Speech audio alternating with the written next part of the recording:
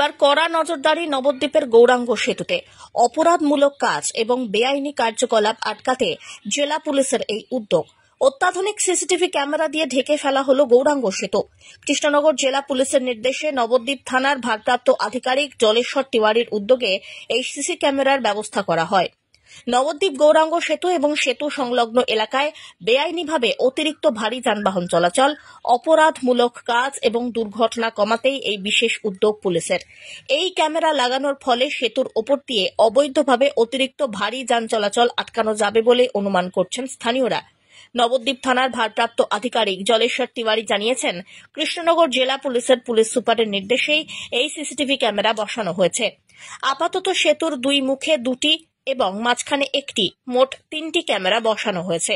ভবিষ্যতে সাধারণ মানুষের সুরক্ষার তাগিদে ক্যামেরার সংখ্যা আরো বাড়ানো হতে পারে। প্রথমে বলি এটা ব্যক্তিগত উদ্যোগ নয়, এটা আমার মাননীয় এসপি সাহেবের নির্দেশ যে পথ নিরাপত্তা আছে, প্লাস গৌরাঙ্গ সেতুর তো একটা ভগ্নপ্রায় দশা, যেটা আপনারা নিজেরাও জানেন।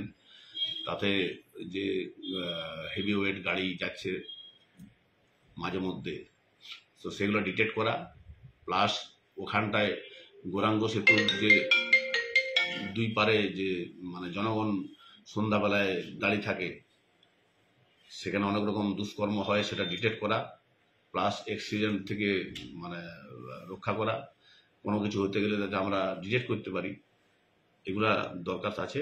এবং যার জন্য বড় সাহেব এটা আমাদেরকে নির্দেশ দিয়েছেন এবং বড় সাহেবের নির্দেশ মতো এই কাজটা হচ্ছে। Bureau report.